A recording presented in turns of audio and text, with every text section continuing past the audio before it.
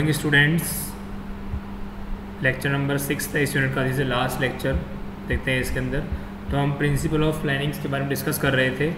इससे पहले मैंने इस लेक्चर से पहले लेक्चर 5th के अंदर अपन ने एस्पेक्ट एंड प्रोस्पेक्ट के बारे में देख लिया था। ठीक है, यहाँ पर हम बात करते हैं अपने lecture number 6 that is privacy. इसके अंदर हम जो बात करेंगे दैट इज़ प्रिवेसी। थर्ड जो अपना फैक्टर है यहाँ पर देखते हैं प्रिंसिपल है। तो यहाँ हम बात कर रहे हैं basically third principal that is privacy के बारे में। तो आपको पता है ये काफ़ी इंपॉर्टेंट प्रिंसिपल है, ठीक है ना।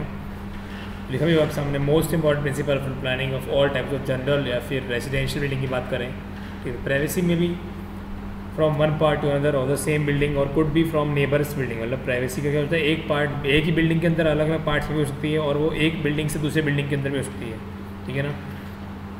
तो रेजिडेंशियल की बिल्डिंग बात करते हैं तो every room should have certain privacy which can be secured, carefully planning the entrance, pathways हो गया, ड्राइव्स हो गई, ठीक है। उसके बाद हम बात करते हैं प्रॉपर ग्रुपिंग होनी चाहिए रूम्स की, गुड पोजीशनिंग और डोर्स और विंडोज़ होना चाहिए, लॉबीज, स्क्रीन्स। ये क्या एक इंटरनल प्राइवेसी प्रोवाइड करते हैं।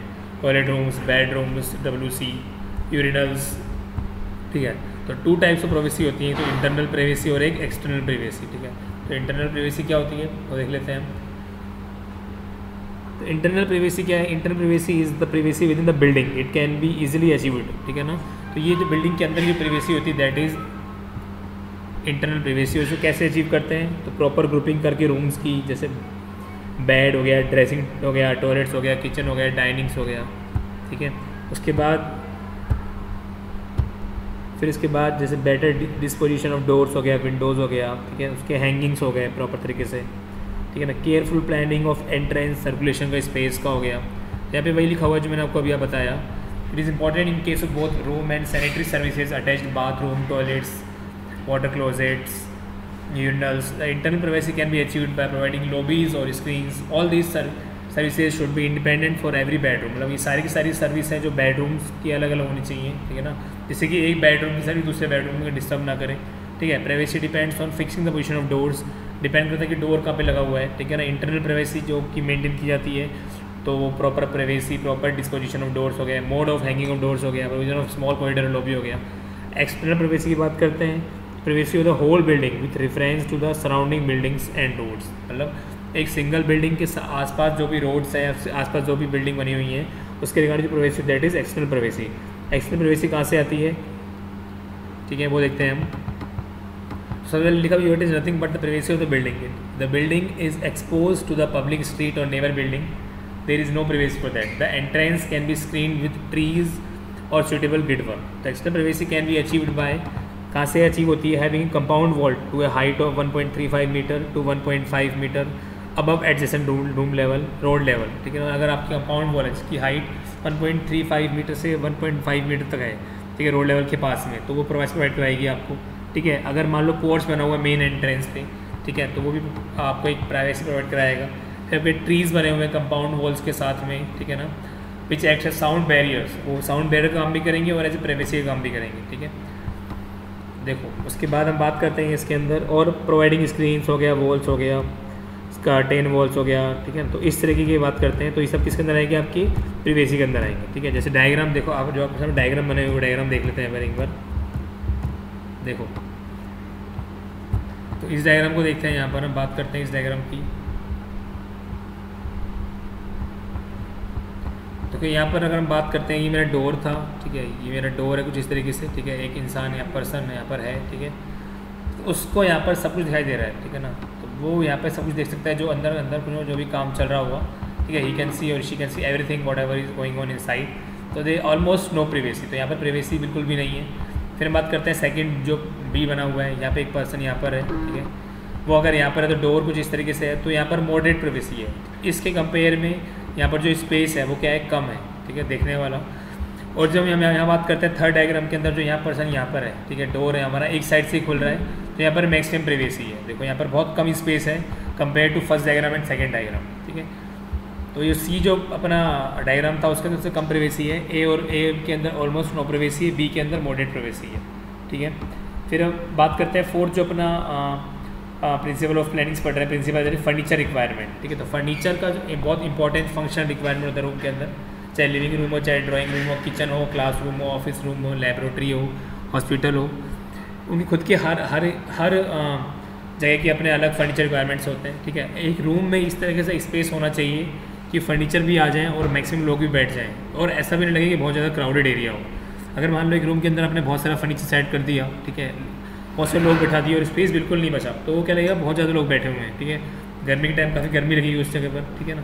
आपको इस तरीके से आपको फर्नीचर सेट करना है कि लोग भी अच्छे खासे बैठ जाएँ, मैक्सिमम लोग बैठ सके, लेकिन ओवर क्राउडेड भी ना लगे। रूमीनेस क्या होता है तो वो देख लेते हैं। Roominess is obtained by getting maximum benefit from the minimum dimension of a room without cramping of the plan. तो रूमीनेस के बारे में डिस्कस करते हैं अपन कि रूमीनेस क्या होता है।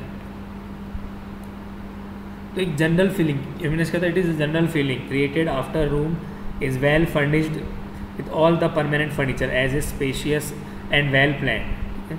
Room should be such that it can be put the maximum use but having minimum possible dimensions, cheap to construct and easy to clean। मतलब इस तरीके से होना चाहिए कि जो कंस्ट्रक्शन हो वो काफ़ी चीप होना चाहिए, ठीक है, और आराम से इजीली क्लीन हो सके, ठीक है ना। Some room may create the impression of being cramped, मतलब जो कुछ रूम देखे होंगे आपने, ठीक है, वो इस तरीके से बनाए जाते हैं कि ऐसा होता है कि बिल्कुल जैम की तरह बन गए, मतलब बिल्कुल जैम लगा हुआ है, ठीक है। फर्नीचर इस तरीके से इसके अंदर रखे होते हैं, लेकिन सम रूम देखते हैं और कुछ रूम देखते हैं कि हमको एक टनल लाइक फीलिंग आती है, तो वो भी गलत हो जाता है। A square room has a no advantage and rectangle room of the same floor area gives a better outlook. जो स्क्वायर रूम होता है उसको कोई भी एडवांटेज नहीं होता, लेकिन जो रेक्टेंगल रूम होता है, ठीक है ना, उसी सेम फ्लोर एरिया पे हमको बहुत बेटर आउटलुक देता है, बहुत अच्छा आउटलुक देता है, ठीक है। फिर हम बात करते हैं इसके अंदर लिखा भी हुआ है rectangle room is more useful than a square room in the same area. The length and the width ratio of a good room should be in between 1.2 to 1.5। मतलब जो यहाँ पर रूम का एरिया हो गया आपका, तो वो जो आपका मतलब रेशो है लेंथ का और जो विड्थ का जो आपका रेशो है, एक पर्टिकुलर अच्छे रूम की बात करें तो 1.2 से लेकर वो 1.5 के बीच में होना चाहिए। A ratio more than that creates a bad effect, ठीक है। इससे ज़्यादा अगर रेशो का तो बहुत बुरा इफेक्ट दिखाई देगा। A small room should not be made unnecessary too high, और जो छोटा रूम है, ठीक है, वही बहुत बड़ा हाइट में नहीं बनना चाहिए, उसकी हाइट बहुत ज़्यादा नहीं होनी चाहिए, ठीक है। नेक्स्ट चलते हैं इसके अंदर अपन, ठीक है। तो यहाँ पे देखो आपके सामने रूम्स के बारे में दिखाया हुआ है, देख लेते हैं हम एक बार। ये स्क्वायर रूम है, दैट इज़ देखो दोनों का एरिया 120 स्क्वायर फीट है, लेकिन यहाँ भी स्क्वायर रूम का भी एरिया 120 स्क्वायर फीट है और यहाँ पर भी रेक्टेंगल का रूम का भी एरिया जो है दैट इज़ 120 स्क्वायर फीट है। लेकिन इसके अंदर जो लेंथ है रूम की दैट इज़ 10 फीट, और जो इसके अंदर लेंथ है दैट इज़ विड्थ जो है वो 10 फीट है। मतलब length is equal to width हो गया, क्योंकि हम बात कर रहे हैं स्क्वायर की। लेकिन अगर हम बात करते हैं यहाँ पर तो इसकी जो लेंथ है दैट इज़ 12 फीट, जो इसकी लेंथ होगी वो कितनी होगी, 12 फीट होगी, ठीक है। और जो इसकी विड्थ होगी दैट इज़ 8 फीट 3 इंच, ठीक है ना। एरिया दोनों का सेम है, लेकिन यहाँ पर आपको स्पेस ज़्यादा दिखाई दे रहा है, ठीक है ना। सेम फ्लोर एरिया के अंदर स्पेस यहाँ ज़्यादा दिखाई दे रहा है, यहाँ पे आपको कम स्पेस दिखाई दे रहा है, ठीक है ना। तो रूमीनेस इस तरीके से होनी चाहिए कि आपका जो रूम हो काफ़ी इस तरीके से जो रेक्टेंगल शेप में हो तो बहुत बेटर होगा वो। देखो लिखा भी हुआ है जो रूमीनेस को जो डिफेक्ट करता है factor, size of the room हो गया, शेप हो गया, फर्नीचर यूज हो गए, पोजीशंस ऑफ डोर्स और विंडोज़ हो गए, ठीक है। फिर हम बात करते हैं जो अपना इससे ग्रुपिंग के बारे में। Grouping means setting different rooms of building according to the inter relationship of invitation and transition. Grouping के बारे में बताई दिया आपको मैंने कि ग्रुपिंग क्या होता है। एक प्लानिंग होती है दो या दो से ज़्यादा जो आपके रूम एक दूसरे के रिलेट करते हैं, ठीक है ना। It minimise the length of circulation and at the same time improve the comfort, privacy and convenience of the inmates of the house. मतलब ग्रुपिंग किस तरीके से होनी चाहिए कि जो आपका सर्कुलेशन है लेंथ का वो कम से कम हो सके, ठीक है। एक सेम टाइम के अंदर कंफर्ट में इंप्रूवमेंट हो, प्राइवेसी में इंप्रूवमेंट हो, ठीक है। और जो आपके इनमेट जो घर में रह रहे हैं, ठीक है ना, वो कन्वीनियंस हो उसके अंदर। एक grouping varies according to the type of the building. अब बिल्डिंग की टाइप पर डिपेंड करती है ग्रुपिंग आपकी, ठीक है। The shape of building depends upon grouping to the other units, ठीक है। The following units are to be considered while planning residential building. तो ये ग्रुपिंग के बारे में अपन ने देख लिया यहाँ पर, ठीक है। देखो ये आपके सामने बना भी रखा है, यहाँ पर देख लेते हैं इस चीज़ को यहाँ पर अपन कि देखो ये हॉल इस तरीके से है, ठीक है। हॉल से गेस्ट रूम इस यहाँ पर होना चाहिए, टॉयलेट का रास्ता यहाँ होना चाहिए, कॉमन रूम इस तरीके से, डाइनिंग यहाँ पर, किचन यहाँ पर होना चाहिए। फिर बेडरूम का रास्ता ये है, ये बेडरूम हो गया, ये टॉयलेट। तो यहाँ पे लिखा भी है dining room should be closer to kitchen. No doubt अगर मान लो किचन बहुत दूर जाएगी तो फिर हमको दिक्कत आएगी। Kitchen should be away from living room to avoid smell and smoke, ठीक है ना।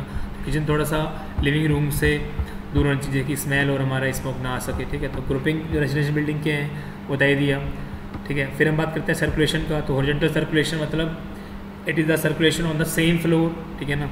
रूम्स के बीच में सर्कुलेशन हो सकता है, ठीक है। और वर्टिकल सर्कुलेशन मतलब एक फ्लोर से हम दूसरे फ्लोर की बात करते हैं तो उसको बोलते हैं वर्टिकल सर्कुलेशन। ठीक है ना। एलिगेंस की बात करते हैं तो एलिगेंस क्या होता है, एक ओवरऑल इफेक्ट होता है, ठीक है ना, जो कि एक एलिवेशन के द्वारा प्रोड्यूस किया जाता है। जनरल लेआउट होता है बिल्डिंग का, उसके अकॉर्डिंग पता लगता है।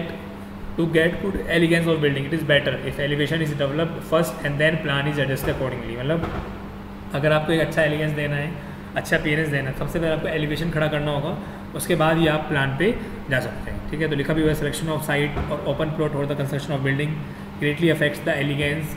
Building located in depression will give bad elegance whereas building on elevated spot gives an impressive appearance. मतलब डिप्रेशन के अंदर मतलब बिल्डिंग है, मतलब नीचे अगर एलिवेशन में बिल्डिंग है तो वो बैड इंप्रेशन देगी, लेकिन अगर आपकी जो बिल्डिंग है उसकी हाइट ऊपर है, एलिवेशन पे है, तो वो अच्छा इंप्रेशन देगी, ठीक है। इस लेक्चर में यही बात करते हैं, यहीं पर हमारा यूनिट नंबर 3 खत्म होता है।